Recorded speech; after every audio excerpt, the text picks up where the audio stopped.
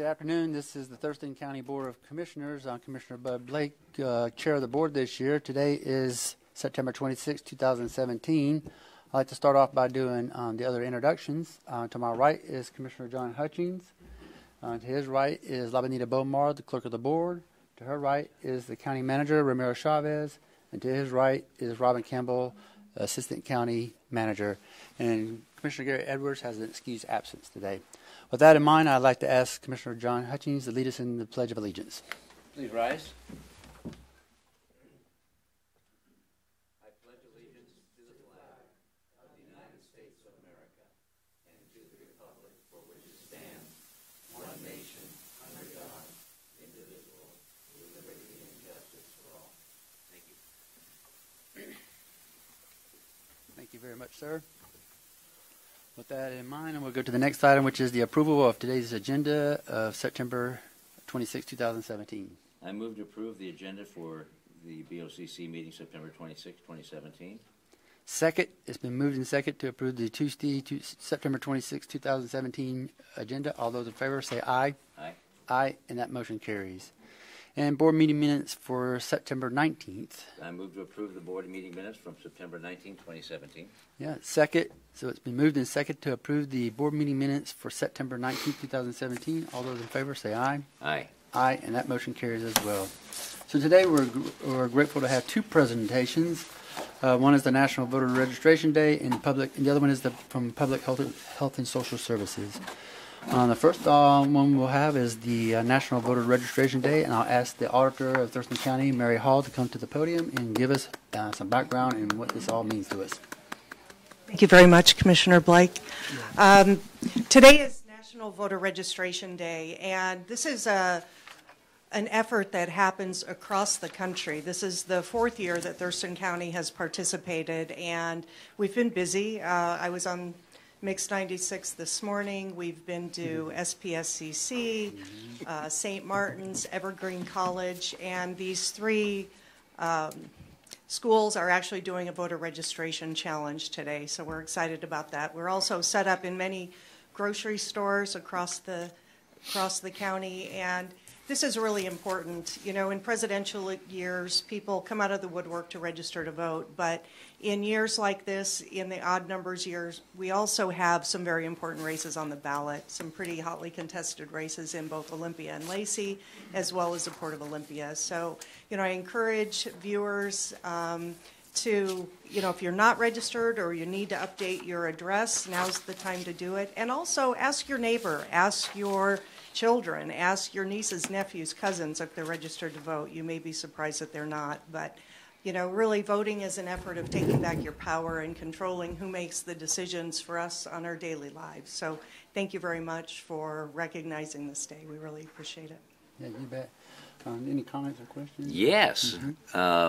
You said that they're having registration challenges in our schools.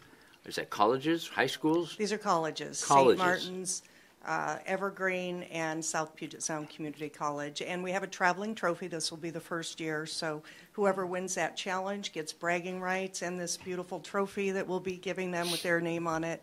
And that will travel to each winner every year. I knew you were talking about colleges for registration, but do you do programs in the high schools to prepare the kids? We go out to high schools usually in the fall. Which is now. Typically, they bring us in presidential election years, but they're a little too young right yet, but college students are pretty much guaranteed that they're of voting age. And currently, you have to be 18 to register and vote. We don't have pre-registration for 16 and 17-year-olds yet, but hopefully that will be down the road. Yeah, when I graduated, I was 18, so I didn't know if you were doing preparatory stuff in their civics classes or whatever in high school, in the senior classes or whatever, to prepare them. But good job. Thank you, Mary. Yeah, I have a couple, three questions for you, if I may. Sure. And so one is about, it's not necessarily registration, but just like when on the canvassing board, and I'll go there, and the clarity of voting, and I'll come to that in a second, but I just want to say I hope everybody registers to vote that can register to vote. And I, even more importantly, hope people vote because it's incredibly important. I'll just say it from a former military person that's the one thing I raise my hand and honor the Constitution and the 27 amendments that we have here in this country, but the ability to allow you to vote for how you wish to vote. And I think that's incredibly important that people exercise that right. One way or the other. I just think it's just sends a reverberating message to all the service members and people like you that are out there trying to make voting happen and make this country prosper. And so thank you for you and your team that do this on a regular basis. So the other thing is when they do vote, circle, color it in, don't give the, I'll say, chicken scratch piece. Can you talk to that, a little bit about how that, I know it's not quite the registration piece, but how important that is for people to be clear in their vote and who they vote for? Sure. I think it's important to note that we're a voter intent state. So if you make an error on your ballot, the first thing is you can call our office and get a replacement. But it's very important that if voters if they change their mind and it's too close to Election Day, just make it very clear on your ballot, write a note, make sure that we can determine how you meant your vote to count, because what Commissioner Blake is talking about is there's a 3-member board that has to rule on ballots where we can't determine or staff can't determine what the voter's intent is. So, you know, just be clear. And it's important to note as well that if you're not sure about a race, it's okay to leave it blank. The rest of the votes on your ballot will count. And our kids are avid voters, adult children, awesome. And we're all role models. Some of us are better role models than others, but we're all role models. So I think it's great to mentor those that we have influence over to do that, to vote. Very important. Exactly. And I think it's very important, especially in elections like this, to exercise your right to vote. Unfortunately, in the primary election, if I were to look at the people in this room, 1 out of 4 of you voted. So I hope that it'll be better in the general election. Again, we've got some pretty important local races on the ballot. You want to see a show of hands? No. Please don't. Who voted in August? Thank you, Mary. One more question. Staff. One more question, then we're going to read the proclamation. Okay. How many ballot boxes do we have throughout the county? Don't give me every location, but just give me a number and kind of how they're spread out. We have 27 ballot drop boxes throughout the county. Mm-hmm. Currently, we have about 75% of the ballots received come through our ballot drop boxes. And it's a great convenience for voters. They're open 24 hours a day, 7 days a week once we open them, and we open them 45 days prior to each election because that's when military voters get their ballots. So it's very convenient. We have them listed on our website. They also come on the insert with your ballot. So they're very easy to find, and they're very conveniently located. Okay. One more? Sure. One more. It's exciting stuff. I commented on this earlier in the year, and that was, and I don't know when you start advertising or when you open your doors to the ballot office that you have, the ballot counting, and what do you call the office?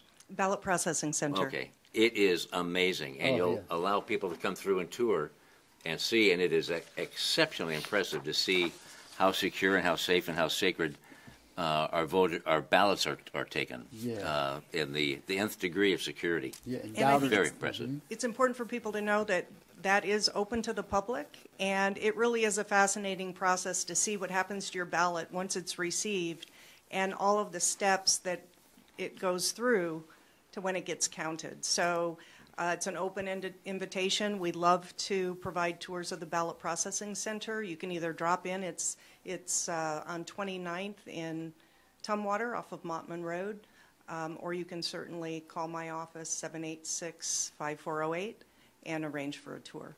And the Monday before Election Day is a great day to tour the facility. Yeah. There's a lot Perfect. happening. Sorry, one more for me. I just say, the caveat would be doubters beware, because you doubt the process. You go out there and see how the Auditor Mary Hall runs this tight ship, functional, secure voting process. You're going to walk out of there saying, "Oh my God, I'm so sorry. I doubted anybody whatsoever." So exactly, it's a very transparent process, yeah. and it's a very open process, and there are a lot of people doing this work. Sure. So I'm going to let him read the proclamation, and we'll get a photo, huh? Okay, this is National Voter Registration Day, whereas registering to vote empowers eligible citizens to exercise their right to vote on Election Day, and whereas Thurston County has a culture of voting driven by engaged and informed citizens who greatly value their expression of public duty, and whereas National Voter Registration Day raises a powerful reminder 2 weeks before the final deadline to register to vote in Washington, and whereas the goal for the 2017 National Voter Registration Day is to encourage hundreds of thousands of voters to register to vote in a single day, and whereas the strength of our democracy depends on the willingness of citizens to participate by choosing the people who will lead us and by voicing their opinions on important matters that will come before voters on Election Day. Now, therefore, be it resolved, the Board of Thurston County Commissioners does hereby proclaim September 26, 2017 as National Voter Registration Day in Thurston County and encourages all eligible county residents to register to vote. Adopted this 26th day of September 2017, your county commissioners. Thank you very much. And I'd also like to introduce Megan Bilt, who I've been honored to spend the morning with, and she is Miss World. Yeah, Megan, come on up so, here. Yeah. It'd be great if we could get a Well, have her photograph Come with up here and you say a some words. proclamation. We Say need hi. to see Miss World. Say something. Yeah. Billy. Oh, yeah. And then if we could do one with you, then. Oh, yeah. Of course. I want to. Let's do it.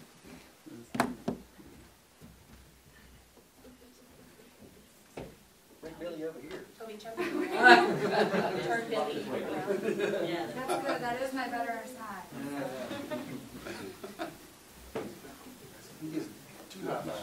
Hands up. I know, one for each side. 1, 2, 3. Looks like he's being arrested there. Yeah, hands up. Yeah, see what I'm saying? 1, 2, 3. Come on, P.I.O. Thank you so much. Go ahead and tell us who you are. 'Cause I don't like it. Yeah, I'm fine. Yeah, Bud has it. What's that? The proclamation. Oh, yeah. Oh, I have it, yeah. Let's do that. Not that one. Perfect. There you go, Mary. Thank you very much. I want to hear what Megan has to say. Thank you, Mary. Okay, Miss World, you have the floor. Awesome. Wow. It's such an honor to be here today. My name is Megan Bilt. I'm Miss World 2017. And I just have to say that it's such an honor to be a part of today's registration process. Mary Hall said something really profound as we were traveling from school to school today, and that's if you give up your vote or if you don't register to vote, you're giving someone else your power and you're relinquishing your voice. And so it's an honor to be able to help others have a voice, especially when it comes to decisions that will impact their family. So thank you so much for having me today. I really appreciate it. Yay. Yay. Wait a minute. You want questions? Oh, yeah, I've got We questions. got and now questions, Megan. she's disappeared. Oh, there she is. The world is disappearing on you. Any questions? Are you Miss World for a year, or how do you get to be Miss World? Yeah, about 11 more months. No. Actually, it was quite the process. It's been a 7-year-long journey. A lot of no's, and about 3 years ago, no, not 3, about 15 months ago, I entered in an open pageant called Miss Evergreen, and finally captured that title, and 3 months later competed at Miss United States. Oh, wow. And a year later competed, again, my first ever international pageant.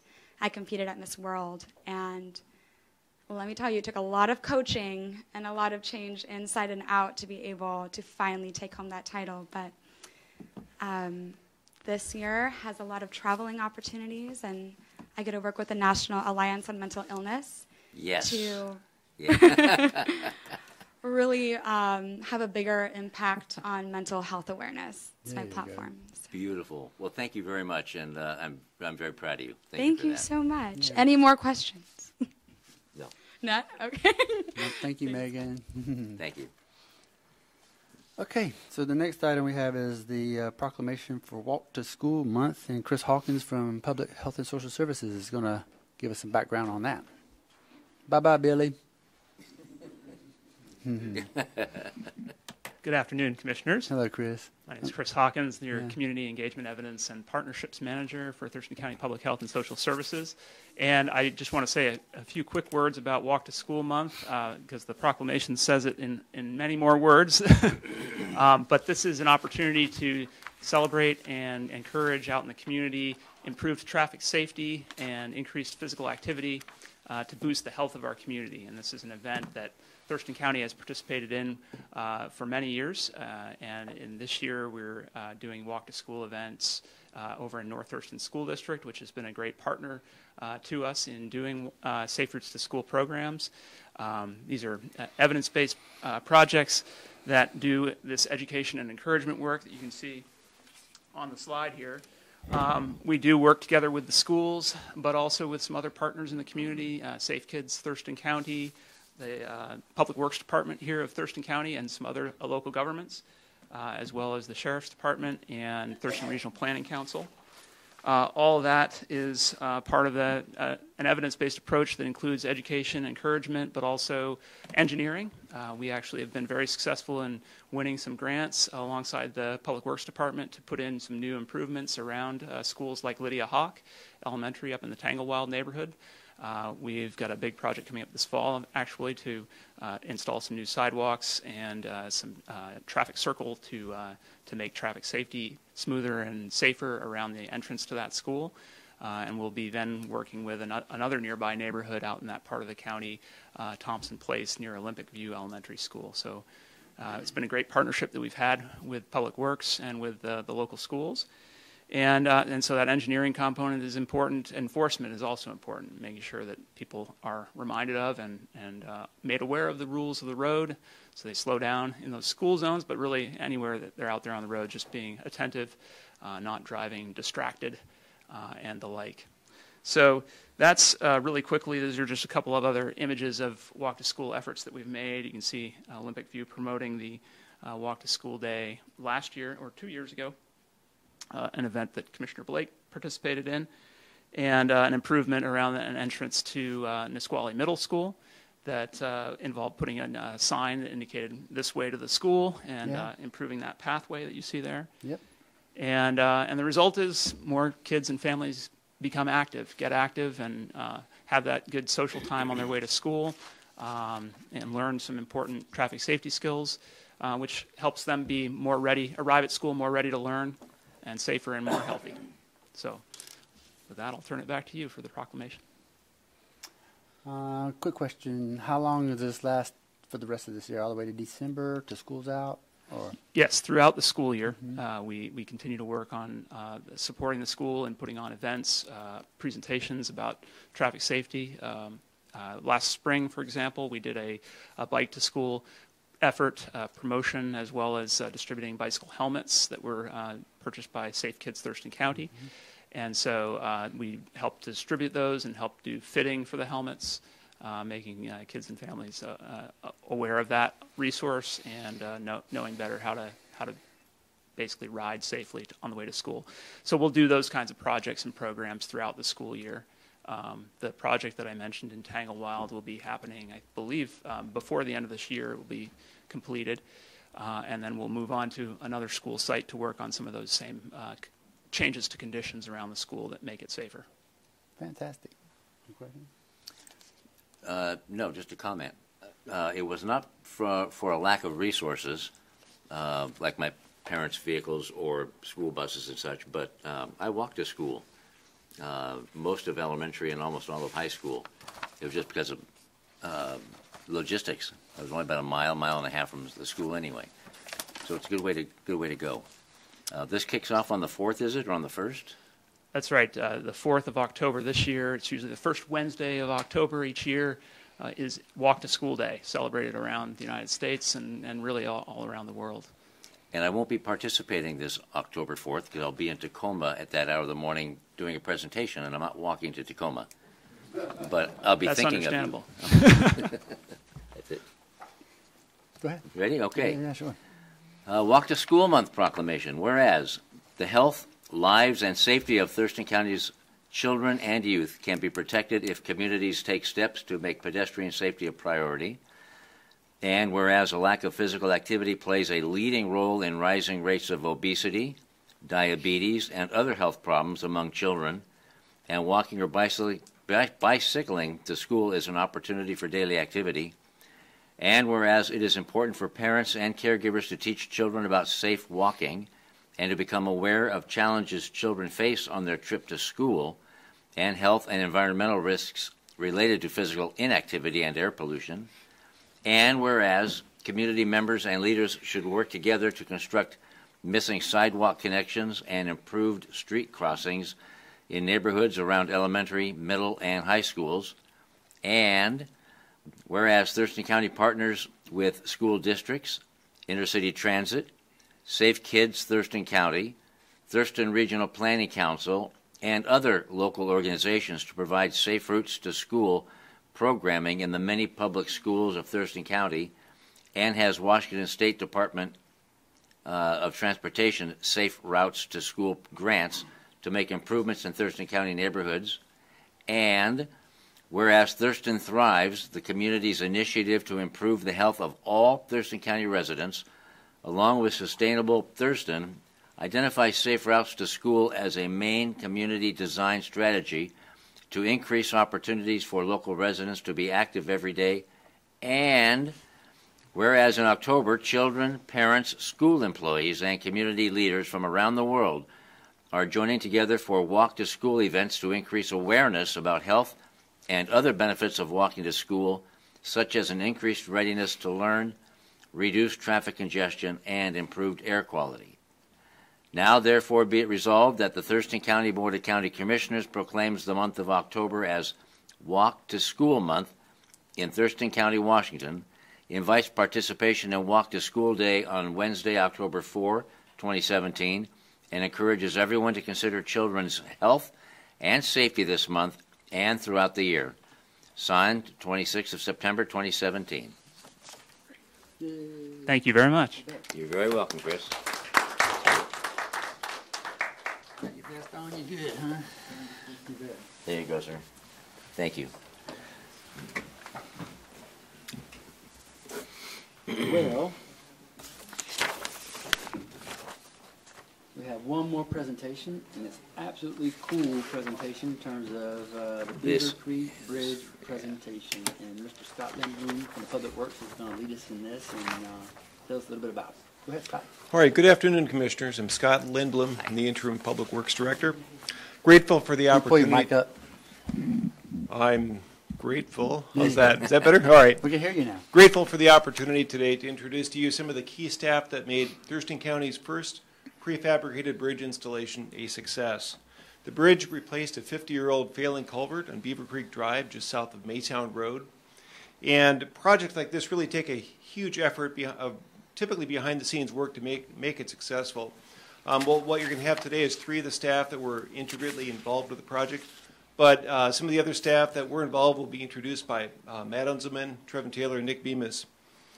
Those three guys are also going to tell you about what was so unique about this project and how through using this prefabricated bridge project, or prefabricated bridge, we're able to lessen the impact on the community, save taxpayer money, and make some significant improvements to the stream corridor.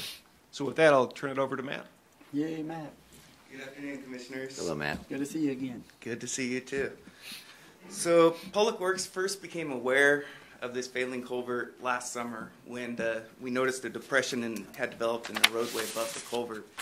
And we went out there and we quickly realized what had happened. So, the 50-year-old culvert, which by no means is 50 years old for a culvert, had deteriorated to the point that it had rusted completely through, and the roadway material was actually falling through the culvert and into the stream.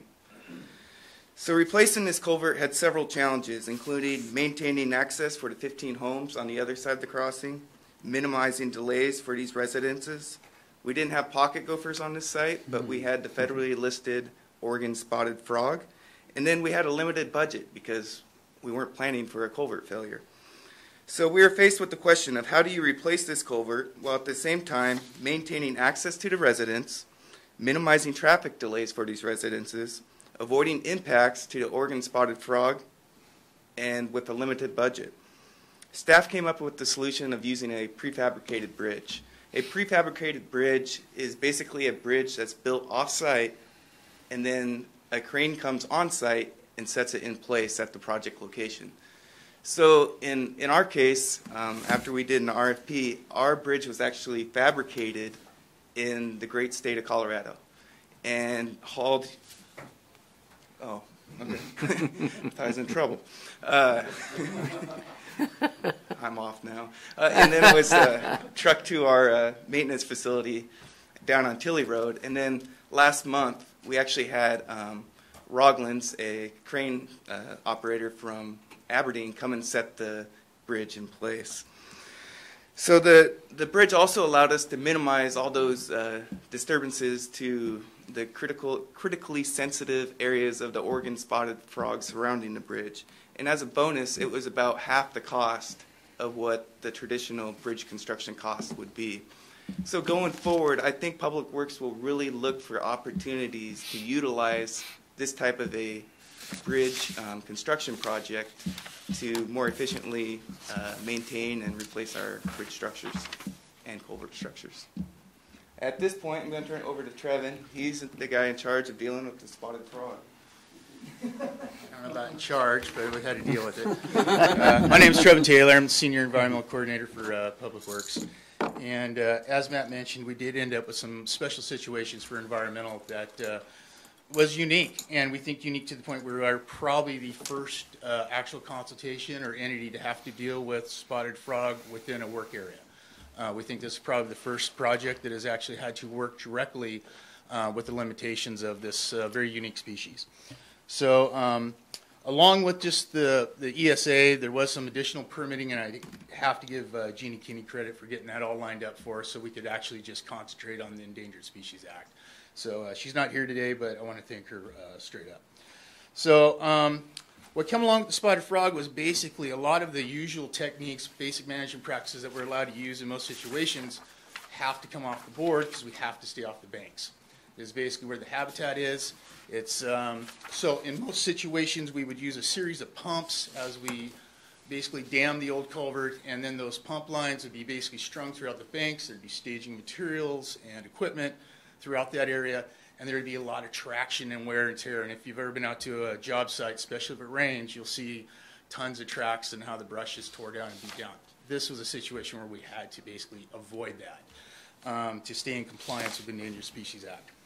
We're very fortunate that right here out in Lacey, we worked very closely with basically U.S. Fish and Wildlife Service. I want to give Teal Waterstat, Shirley Bergdahl, and Emily Teachout credit for two things. They came out and actually gave us hands-on instruction in the field, basically taught us how to trap. We had to live trap for spotted frog 24 hours before we could get into construction, and loaned us all the equipment. That still didn't resolve how we're going to stay off the banks. So we basically worked very close with the crews and the engineering and came up with basically what is a gravity feed bypass.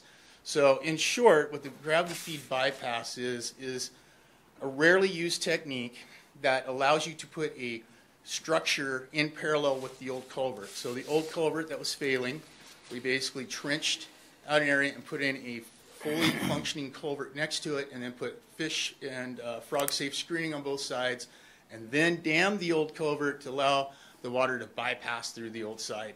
And it really worked well. We were really concerned about the crews. We're now going to have to work around this structure throughout the construction. Would it hold together? Would it fall back in the creek? Would it slowly, just from kind of taking the beating, start to leak? There was a ton of issues. And to U.S. Fish's credit, they gave us enough of an action area to where we could be fairly aggressive and try some stuff, because really there was no precedent for this. So in the end of the day, it held together. It kept the water quality clean. We ran into really only one issue that I'll let Nick get into when we come into basically trying to get the pile driving for the for the dam in place, but we had a good plan B and contingencies. I know we're sound like we're selling big R bridges here, but the one piece that I have to basically say from the environmental point of view is that anytime I can get a full span structure within there, and I'm able to basically provide the services with the assurance that the stream and the product that's going to be remaining will now allow bank full width, will allow fish access throughout, that's a win-win. And then to save money on top of it. So I'm going to actually hand it over to Nick, who actually had to make all this stuff come together in the field. So, Nick Bemis. Good Hi, afternoon. Nick. You bet. Hello, Nick. My name is Nick Bemis. I was the crew chief for drainage on this project to put the bridge in. So building a prefabricated bridge is new to Thurston County. We've never did it before, so we had no idea what to expect. The time we saved in building the bridge was took a complete 7 days to do the major part of the construction, so limited impacts for the public out there. So I would recommend that these are a way to go for us in the future to do that.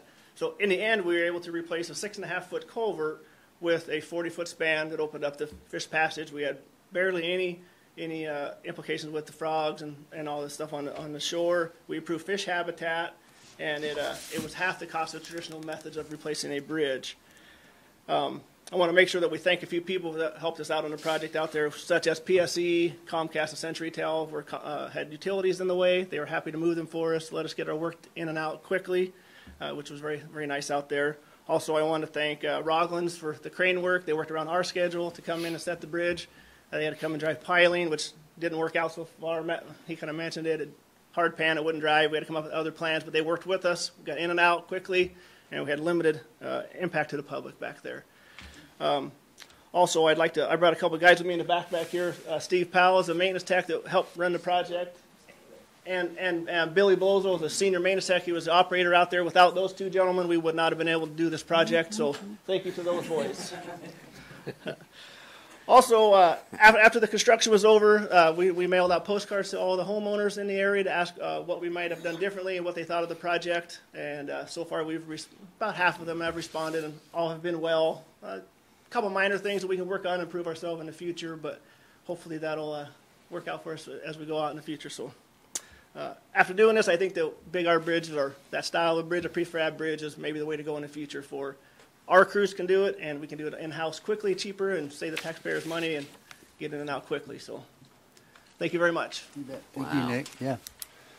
Go ahead, Matt. You got the floor. I forgot to introduce my people. I don't want to be that guy. Bill, you want to stand up? Bill Richardson is part of the design team. Where's Randy Evans in the back? Was also part of the design team. There you go. There you go. Good job. Quality. Can you do me one more favor? Can you just come up here and talk about the before and after photos there, so we can? All right. Just So 32 seconds. all right. Yeah. All right. So here's the culvert before. It was Right. a 6.5-foot corrugated metal culvert, and it didn't take much to pull it out. We grabbed on it to it with the excavator, and it Just pulled out. Yeah, it was rotten. it was more than past its time. And then over here you see what we replaced it with. That's a prefabricated 40-foot long steel bridge. And so, like I said earlier, the cool thing about the prefabricated bridges is you can order them however you want. So we actually ordered this one half at a time. And that whole setup right there, just materials, was only $50,000. Oh, And my I think word. you compare that to some of the conventional cast-in-place methods, I think it really sells itself. Fantastic. You did it in 30 seconds. That's great. All right. Any comments? Okay, several questions. Who's going to field the questions? Yeah, we'll put Matt back up there. Number one, you touched on the cost. Half the cost of a typical bridge, and how much was it? So this one was for after construction. It was about, with labor costs and design costs, it was about $250,000. That's $1 well spent. Mm-hmm. And you talked about the cost. Here we go. And you said it was a salmon run. Nick said it was a salmon run also. And so it's not only the spotted frog, but it's an actual fish run. I'll try to pretend like I'm a biologist, which I'm not very good at. But I think they have a species of salmon that's actually not federally listed, but there is salmon. Oh, Okay, good, good. So there's special salmon out there. Special salmon.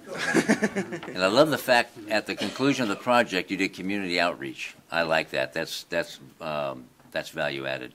Yeah, but you trapped frogs to protect them. Mm-hmm. How many did you trap? We got You got zero? Yeah. Okay then. How many did you see? But no frogs were hurt. We saw two. 2 frogs. And honestly, we'd have to identify whether they're the actual or described frog species or not. So they could have been tree frogs. Oh, it could have flown in from Oregon. That's funny. Now I'm looking at the before and after photo, and you obviously tell the bridge. You tell the difference. But it looks like you just gave it a good haircut too. The shrubbery. Did you cut any shrubbery back? Or is No, that's the beauty about this is that because we didn't have to get as much equipment in there because we were using a crane, we were actually able to save most of the habitat about that around the bridge. That's the only reason we got our permits from U.S. Fish and Wildlife and WDFW is because we promised that we wouldn't remove any more vegetation than we had to. that. the gravity bypass allowed us to stay off the banks, so we could basically save the willows. In Yeah. fact, there's a fence. Oh, I'm sorry. Start over. The gravity pass, the gravity feed bypass allowed us to stay off the banks, and if you get a chance to go out there, you'll see there's 2 fence posts that actually survived the whole construction. They're probably 5 feet off the site. And most of the time when you go out to a site like that, that stuff's long hauled off and gone. There's a willow tree we're actually able to keep in place.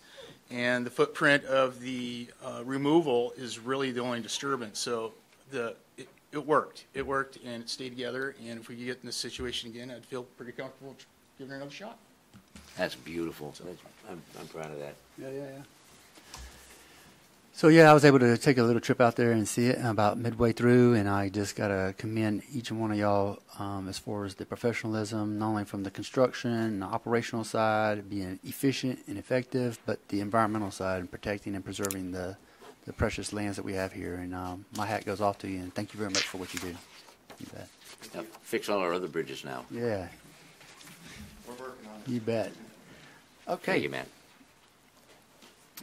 So the next item we have on the agenda is the opportunity for the public to address the board. And so I have the sign-in sheet right here. And currently I don't have anybody who's signed in. If there's anybody who changed their mind and wishes to come to the podium to address the board, we'd certainly love to hear from you. Just let me know by show of hand, and we'll just proceed forward. Seeing nobody in the crowd that wants to come to the podium, we'll move forward to the next item, which is the the county manager update. And I'll ask Ramiro Chavez to give us an update. Thank you, Commissioners. I'd like to follow up on a public testimony you received last Tuesday, September 19, 2017. This is related to representatives from the Washington State Livestock Coalition. They submitted some documentation to you. They were making a reference of a recent legal action regarding alleged violations of animal cruelty regulations involving the seizure of goats. Has raised significant questions regarding the Thurston County policies and procedures for investigation and prosecution of possible violations. They made a reference to Thurston County Animal Ordinance Chapter 9 that focuses on the control of dogs, licensing pets, and hobby kennels. Also, on the correspondence, they requested the commissioners for this Animal Ordinance Chapter 9 to be rewritten to explain the strength of the county's support to livestock, as well as to codify a process for investigation and complaints regarding the care of livestock species. You have addressed this, you have looked into this matter. I'd just like to remind the public that at this point, the commissioners nor the county has a position on this particular request, considering this particular matter is related to an outstanding litigation that's going through the courts at this point. So no actions, no response from the public testimony. Thank you. Any comments or questions for the county manager? No, I do not. Okay, great. So item number 3 is the consent item area on the agenda, and so I'll ask if there is a motion for the consent item. I move to approve consent items Alpha through Delta. Second, D. it's been moved and second to approve the consent items A through D, or Alpha through Delta. Those all in favor say aye. Aye. Aye, and that motion carries. So we'll move on to the departmental items. Oh, hang on. And through E, the top is not correct where it says consent. Oh, items A there's an through E as D, well. A through E. It says D, but it's Yeah, I see that. E. Okay. Okay. Amend my motion Yep. to approve items, the consent items A through E. Echo. Okay. So second, it's been moved and seconded to approve the consent items A through E. All those in favor, say aye. Aye. Aye, and that motion carries as well. Now we'll move on to departmental items. So we have resource stewardship is here. I think we have Jeremy Davis to speak about a public hearing for the renewal of ordinance 14944 marijuana regulation. And you can take it from there. Good afternoon, Chair Blake, Commissioner Hutchings, Jeremy Davis, Thurston County Resource Stewardship, Long Range Planning. Today I'm here to request the Board of County Commissioners set a public hearing to renew the current interim marijuana regulations for producers, processors, and retailers. We're not proposing any changes with this renewal. It's just a simple renewal of what we have in place right now. The reason for the renewal is staff needs to go back and take another look at where we're permitting marijuana uses and reanalyze that and work with some of the local communities on that. We're proposing the hearing for October 24th at 5:30 p.m. And this would be the 11th renewal of this item.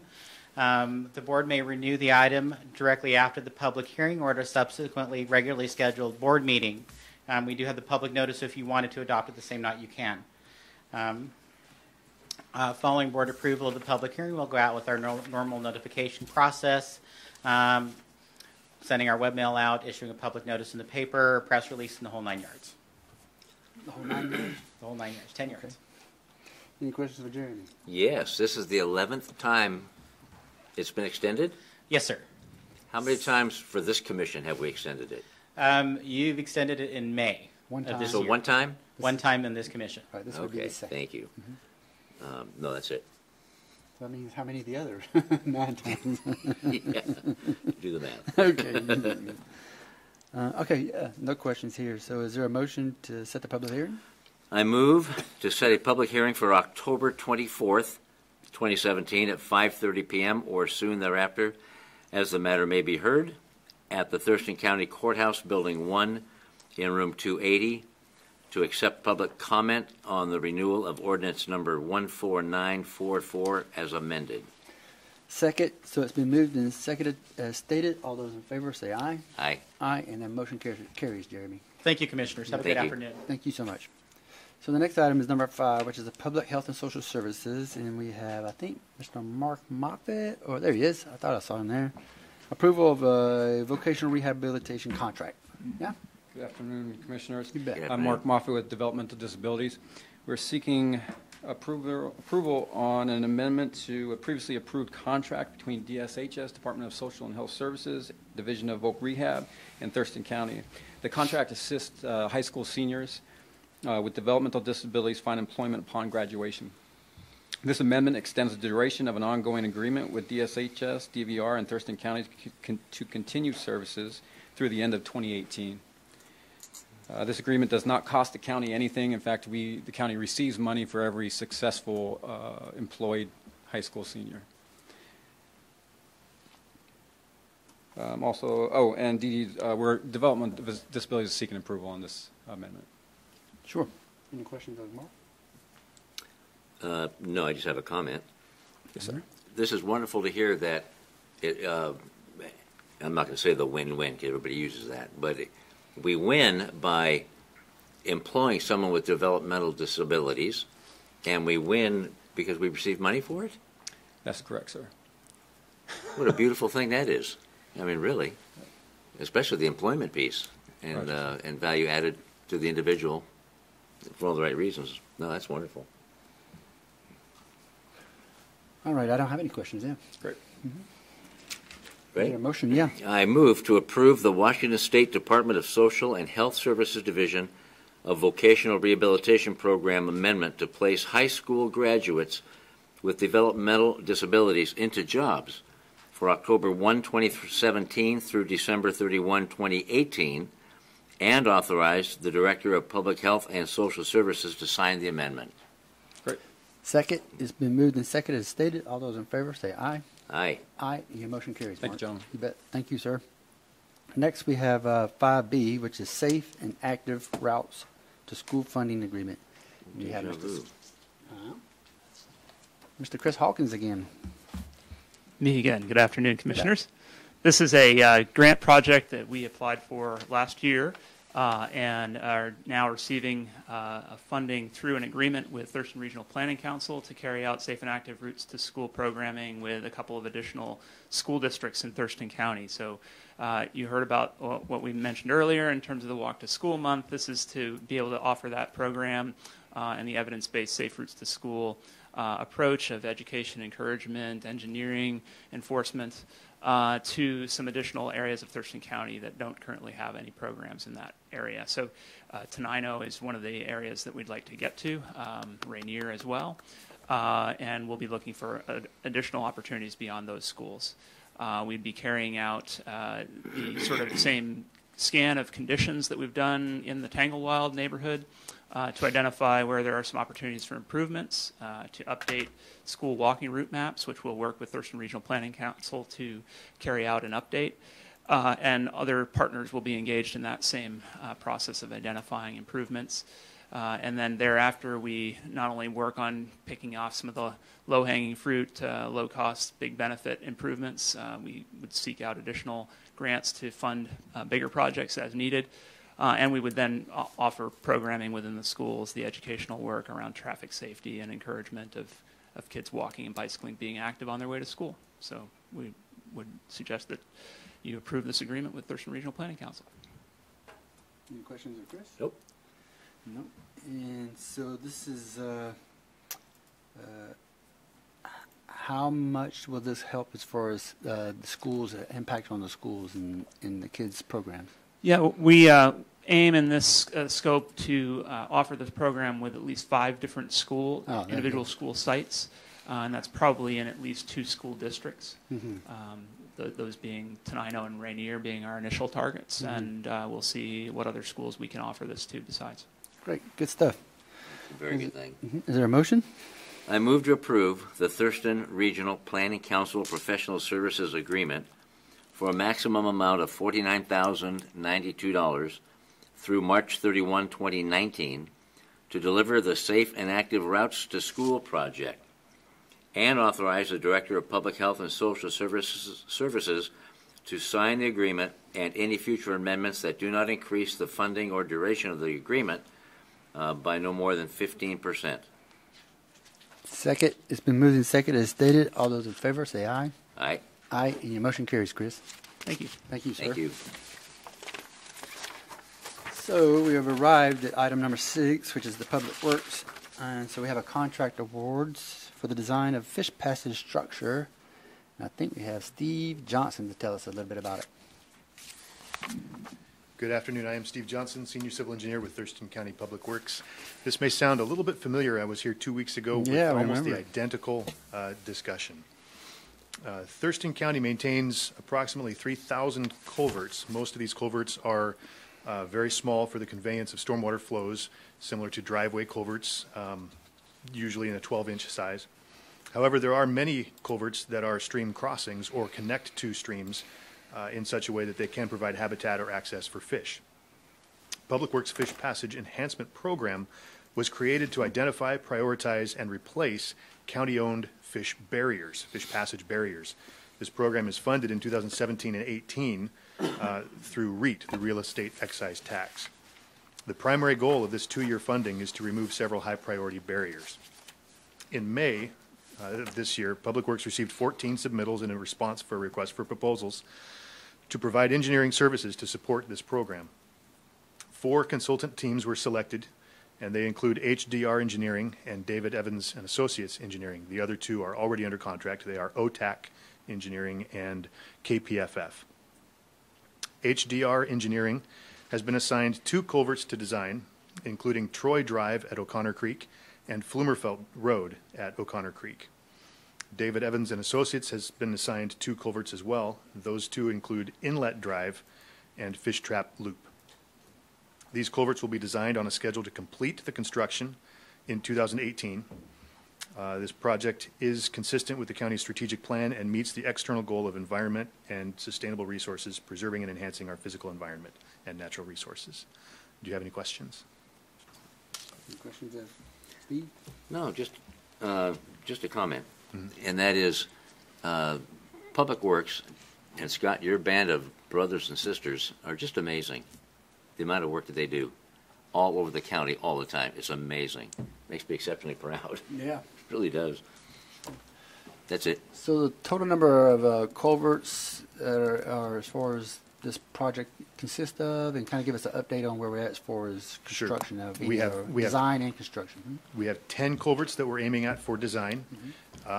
We want to have these completely designed, ready for construction next year, prior to the construction window, which of course will be in the July through October timeframe.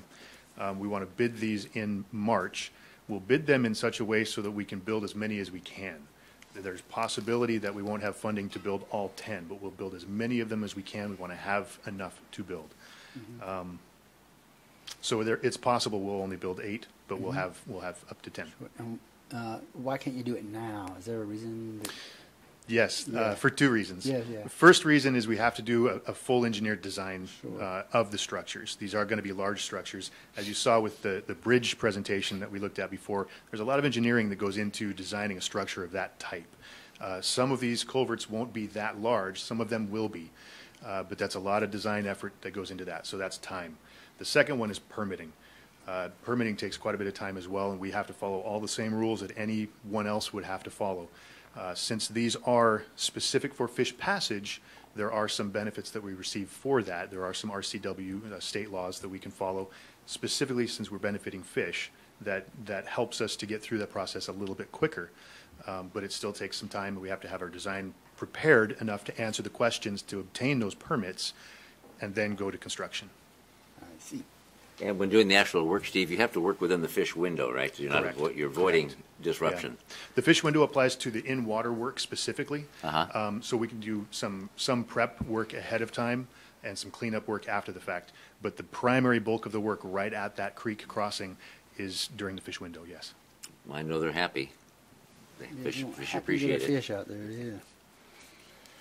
Alrighty, is there a motion?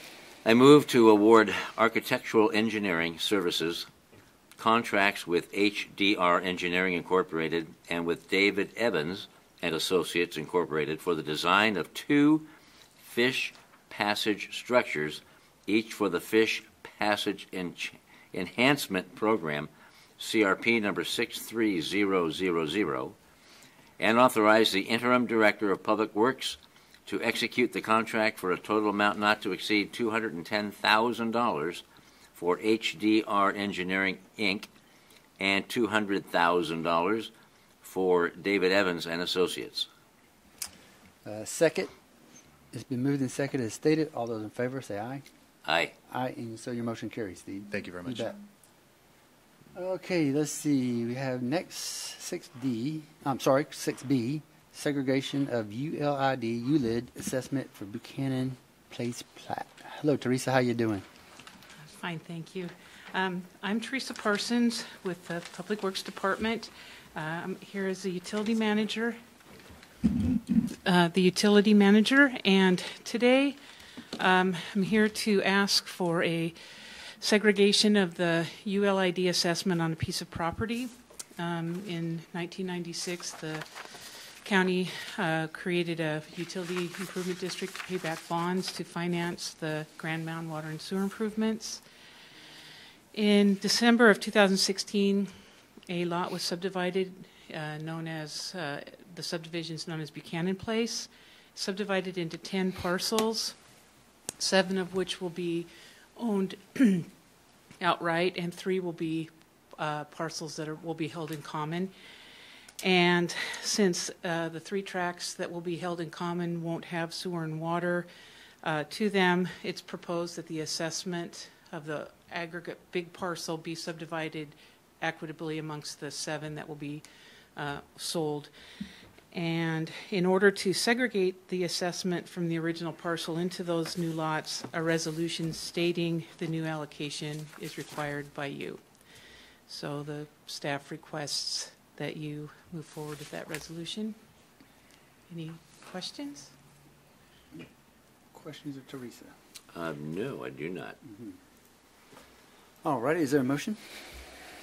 I move to approve a resolution directing the Thurston County Treasurer to make segregation on the original assessment roll of the parcel identified with parcel number 513-0260-0000 into seven separate parcels for the purpose of levying assessment charges as to ULID number 96-2. Second. It's been moved and seconded as stated. All those in favor say aye. Aye. Aye, and so your motion carries. Thank you, Thank you. Teresa. Thanks, Teresa. So next is item number 7, which is emergency services. We have Mr. Kirk Harden here to tell us about the purchase of two new medic units in 2018. That's, I'm sure desperately needed, right? Good afternoon, Commissioners. I'm here to request the approval to order 2 new medic units in 2017 for delivery and payment in 2018. The 2 units are approved in the 2018 budget. However, due to the long lead time, 280 days, to manufacture the units, we'd like to order them now so we can receive them by June 30th, 2018. Right now, we have a life cycle of 10 years for a medic unit within the county, 5 years as a frontline unit, 5 years as a reserve medic unit, and then once we utilize those 10 years, we then turn around and surplus them to a fire agency within Thurston County for another 5 years as an aid unit. This is, as I say before, approved in the budget for 2018. And one note is we had 30,000 EMS calls in 2016. Of that, 15,000 were paramedic calls. So these units do get a lot of mileage and a lot of use. So recommend and request that the board approve the Emergency Services Director to order 2 new medic units in 2017 for delivering payment in 2018. The cost is $351,690. Plus tax is $28,486.89 for a total cost of $380,176.89. Questions, comments? Oh, yes. Now, 10 years to hold on to a medic rig, 5 and 5 and such, is a long time. What typically with rotation of vehicles or fleet, there's also a mileage component. What kind of mileage do they have a medic unit, since they roll on everything, it seems? What's the amount of mileage to put on these things in 5 years, let alone 10? I'd have to go back and get you each individual medic unit because it depends. The medic unit in Rochester will have a lot more miles on it than a medic unit in Olympia because of the distances we're talking about. Yeah. So it depends on each medic unit, but I can get that information for you. I was just curious. It was like 200,000 or greater. Yeah, I can get that information for you. I don't have it off the top of my head. No, don't break a limb doing it. But I will tell you one thing that extended the life of our medic units is a number of years ago we brought on mechanics and did our own services and our own maintenance on the medic units. And as a result, we got 2 more years, up from 8 years to 10 years on the life of the units. Wow. Okay. Nope, don't worry. So the proposal is the 2 new medic units, right? Yes, Will sir. 2 be taken away from the inventory? 1 will be taken away from the inventory because we currently have 5 reserve units and we're supposed to have 6. So we'll bring ourselves back up to 6 reserve units when we bring these in. You by chance know how many total units we have in the inventory? 13. Okay. Oh, correction, 12 now, authorized 13. And so 1's going away, you keep it on reserve, this is 2, that makes it still 13? Yes, because we're also buying 5 medic units this year that will be delivered in December, and so that will complete the swap out of the frontline units as we move those through the system. I just see if you can do the math, that's all. Okay, is there a motion? Yeah. Thank you, Kurt. Move to approve the Emergency Services Director ordering 2 new medic units in 2017 for delivery and payment in 2018. The cost is $351,690 plus tax, a tax of $28,486.89 for a total cost of $380,176.89. Second. It's been moved and seconded as stated. All those in favor say aye. Aye. Aye, and so your motion carries, Kurt. Thank you. Thank you, sir. I have another question, though, now. Oh, okay. Where do we order them from?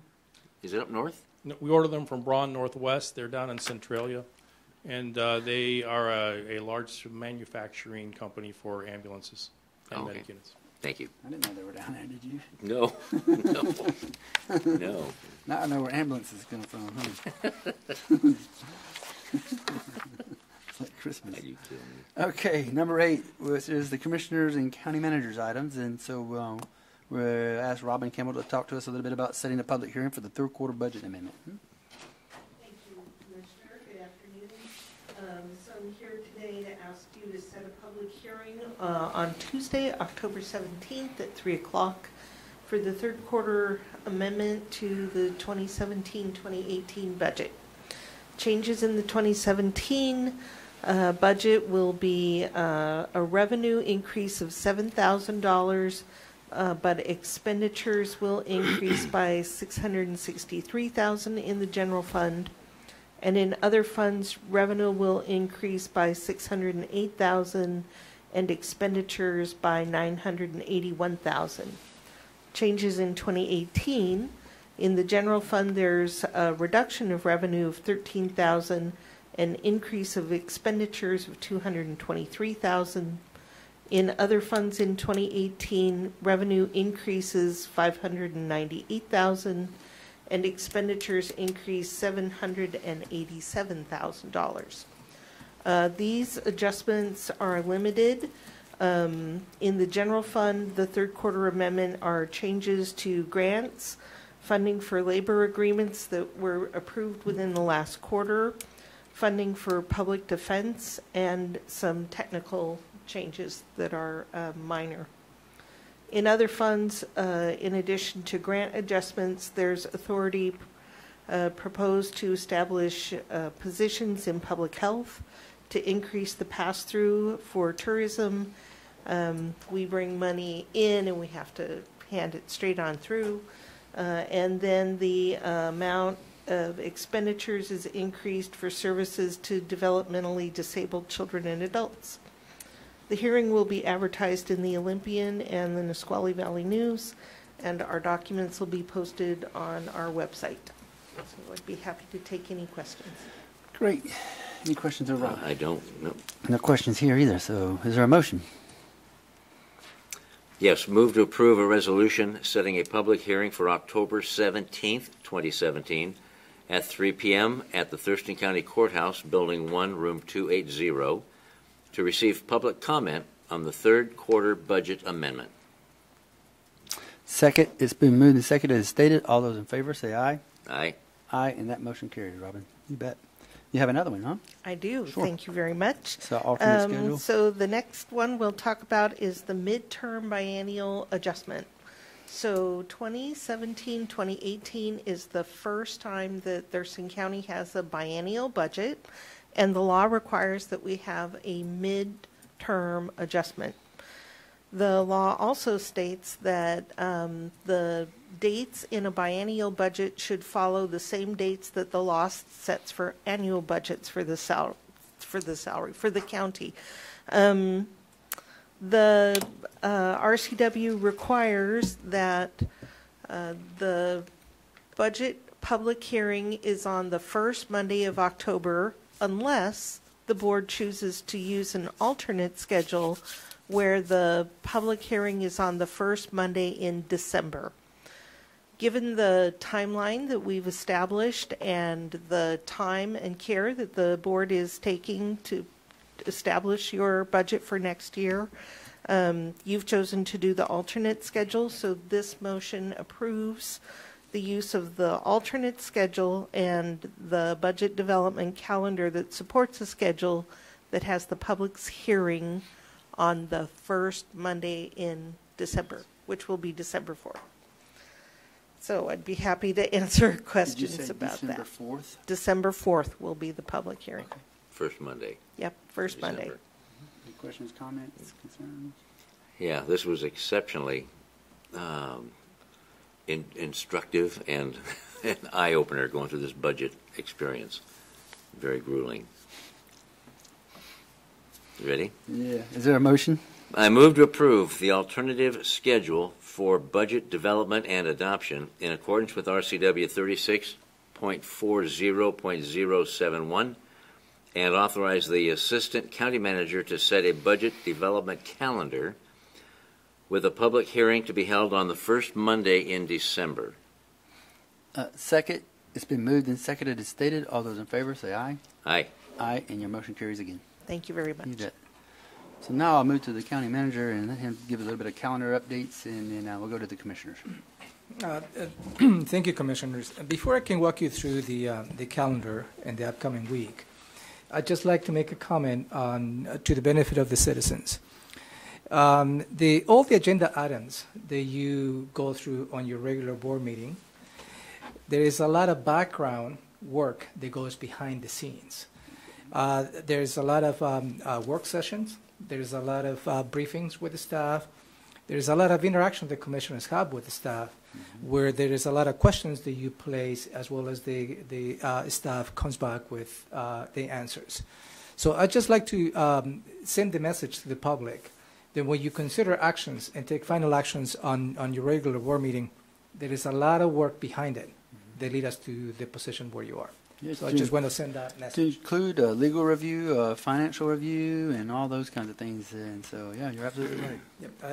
As you approve some of the capital items related to the budget, as Commissioner Hutchins stated, there is a lot of work associated with that led us to that position. Well, I would like to add, interrupt you, sorry, but you say a lot of work behind the scenes, but as you said, all the work that's done behind the scenes is done in open session. Absolutely. In this, we don't meet outside of this office to talk about that stuff. It's all done in the open. Yeah. And all that, all your appointments and calendars, which is going to walk you through, are open to the public, and we publish that on the master calendar on the online. Yes, thank you. So with that being said, beginning tomorrow, September 29th at 9 in the morning, you have an initial briefing on the 2018-2019 preliminary development docket. That will give you an opportunity to see what is coming up in terms of code amendments, as well as provide your perspective as to what you would like to see in the upcoming 2 years. At 11 in the morning, you will meet with a representative from the Disability Rights of Washington, and that's a follow-up of the letter that you received from that institution. 1:30 in the afternoon, you have an executive session to evaluate a real estate transaction. At 2 in the afternoon, you have a briefing on the vehicle telematics implementation plan. There was a previous briefing on this particular project maybe 3 or 4 months ago. This is a follow-up to that briefing. At 2:30 in the afternoon, you have a briefing on the CSA building options. That's the vacant space next to the triage facility. And you will hear more details, and hopefully that will give you an indication as to what will be the next steps of using that space. Moving on to Thursday, September 28th. At 10 in the morning, you have the regular commission's check-in, which I will be drafting an agenda and will be published 24 hours in advance. At 2 in the afternoon, you have a meeting with the CIP leaders and the Thurston Thrives Executive Committee meetings. Moving on to next week. Excuse me, Romero, on Thursday, do we have something at 11:30? I don't have that, Okay. Commissioner. What do you have? On the master calendar. Never mind. Never mind. Thank you, sir. I understand. Moving on to Monday, October 2nd. In the afternoon at 5:30, you have 3 public hearings. One is related to the 2018-2023 capital facilities plan. Also, the second public hearing will be on the 6-year transportation improvement program for the years 2018-2023, and follow up with a public hearing on the amended Thurston County Code Section 1512 concerning the sewer and water rates and charges, definitions, and minor changes to the Grand Mound, Boston Harbor, Thomashan, Beverly Hills, and Olympic View utilities. And that's all I have for you today. Great.